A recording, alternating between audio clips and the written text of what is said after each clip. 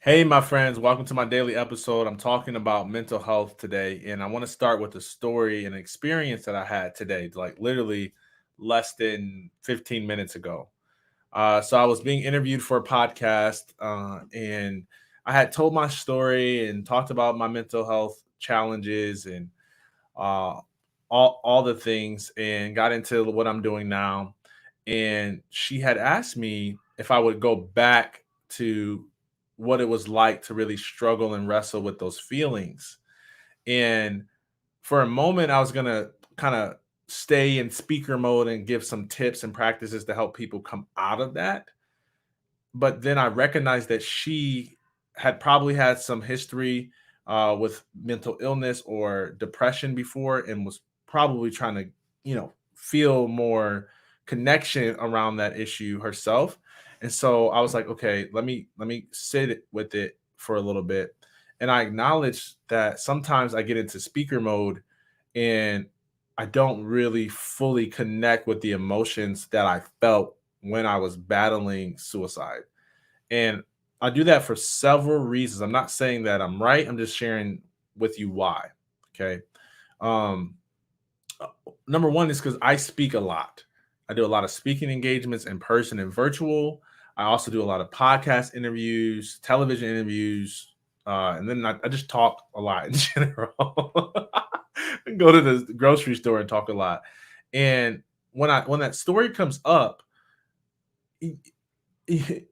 sometimes when I pull myself there too often, my weeks and my days are filled with me just crying all the time, and I don't want to just always be crying or be down. And then also, I want to portray to those that are struggling and having a tough time that you don't have to be ashamed about it, and that, like, it's something that you can overcome.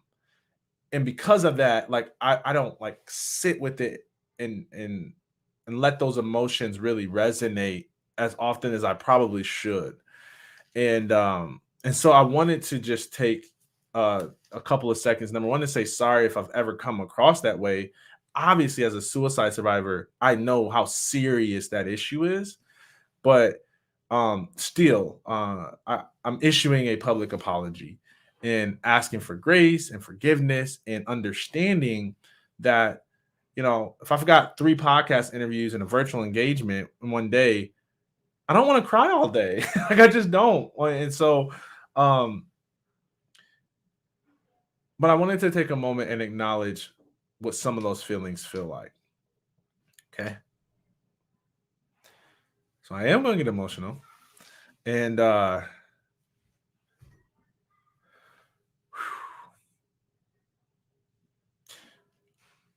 remember Googling how to end your life, how ways to kill yourself, like whatever the terminology was that I put in. That's how bad I didn't want to be here. I remember writing my suicide letter when I sat in my car. I remember for my back, I had a back surgery, for those of you who don't know, and I had to. They gave me prescription medicine, and one of those prescriptions was oxycodone. And I remember swallowing an entire bottle of oxycodone. I can't remember what the dosage was, but I know I was only supposed to take one per day, and there was like 30 in the bottle, and I swallowed it because I was just like, I don't want to wake up the next day.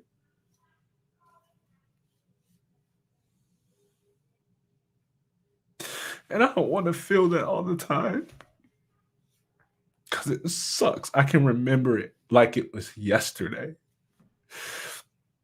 And sometimes I don't even let myself feel the emotions other people are going through because it's such a painful emotion. And I just want to pull people out, even if part of that strategy is to help them to feel it, because it's a dark place. And I remember people trying to be encouraging. And hey, sweetie, she got home. I love you. My daughter just got home from school. I say hi. Hi. And I remember, see, I needed that, right? And I remember, uh, people trying to be encouraging and being like, it's okay, Daryl. Like, you're gonna make it. Like, we love you, and trying to be nice. You matter. You're not alone. It's okay not to be okay.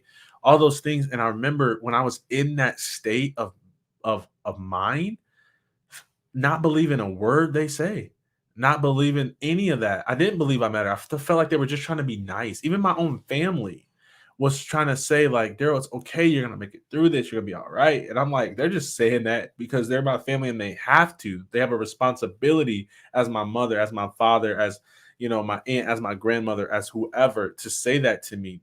But if I was a stranger, they wouldn't really say that to me because they don't really love me or like me or whatever. And not saying I was right, but that's how I felt. So I was like unconsolable. And even when people would try to sit with me and just be like, Daryl, I'm not gonna try to rush you out of these feelings. It's okay. I'm here for you. Uh it would make it worse because I would feel bad for making them feel bad and that my burden was now upon them. And and so nothing was working. And when people try to sit with you and you feel bad that you're making them feel bad, and when people try to encourage you but it sounds cliche, and you don't believe it's actually true about you, and when you don't like you, I mean, there's literally nowhere to turn. And I remember saying to myself, like, I don't know, thousands of times probably, like, you know, you don't even have the courage to go all the way through. If you were really serious, you wouldn't be swallowing pills and drinking and getting trying to get in car accidents. You would just get a gun, because I had access to it. I was from the streets, and I used to say, like, I didn't have the courage to grab a gun, and I do not believe that. Uh, it takes way more courage to stay uh, alive when you don't want to than it does to just quit. So that's a form, but when I was in that state of mind, that's what I would say. And it sucks, y'all. And I just know that we as a community, uh, you know, I'm not gonna stop being an advocate for mental health. I'm not gonna stop speaking. I'm not gonna stop listening.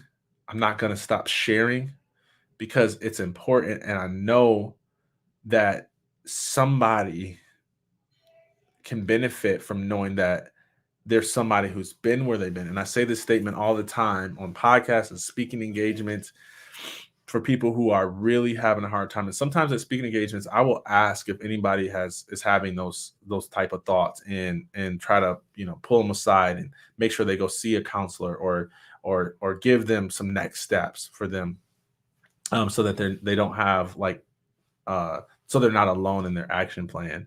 I give out my cell phone number to, I mean, so many, it's so many people that got my cell phone number. It's crazy. Like, I get calls from people all the time, and I don't even know who they are. I just know that I met them, and they were going through it, and I knew they were suicidal, and I just gave them my number because I didn't know who else to direct. They didn't have any family. There wasn't a counselor around, and I wasn't so sure they were going to pick up the phone and call one. And so I don't know. I just gave him my cell phone number. I do that all the time. I probably need like a separate cell phone. Was probably a better way to do it because my phone buzzes. And uh, but I now why sometimes it I don't always bring myself there because I'm gonna cry every single time, and sometimes it's not the right strategy to help someone who's really having a hard time, because then it becomes about me. And now I got people coming up to me after the speaking engagement saying, it's okay, like trying to console me because I cried my eyes out. And I recognize that that's not the place for that sometimes. And so I'm learning what's the right balance of how much do I let myself sit in that story, and how much do I inspire and pull people out of that hole. And uh and so I just wanted to issue a public apology and say thank you for your grace, your understanding, your patience, your prayers. And That's it. So I intentionally went longer today. I usually only do 5 minutes or six. And thank you for tuning in. Thank you for sharing. Thank you for your grace. Thank you for your patience. Thank you for your advocacy. Thank you for speaking up. Thank you for listening and engaging on my live streams. And thank you if you've helped contribute to the talk reaching a million views, all of that. Um, and yeah, so there's a lot of stuff I could say. I've got some upcoming trainings coming up, but just check out the profile. I want to make sure this video is just about this. So I love you guys, and I'll see you tomorrow. All right, peace.